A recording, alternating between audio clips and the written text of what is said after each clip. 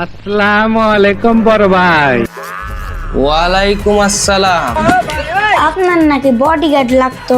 আমার লাগান বডিগার্ড এই উপমহাদেশে কোথাও পাবেন না। এগুলো বালসাল খামারটা আমার কত সামলালাম। আর এটা তো কি? এই বহুত পেশাল হয়ে গেছে, বসো।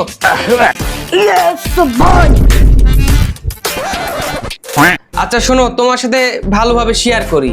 আমার এখন এমন পরিস্থিতি, বাইরে হলেই বিভিন্ন কুত্তা ঘেউ ঘেউ করে ঝামেলা করে, পিছনে কুত্তা লেলায় দেয়। তো আমার একটা সেই লেভেলের একটা বডিগার্ড লাগবে।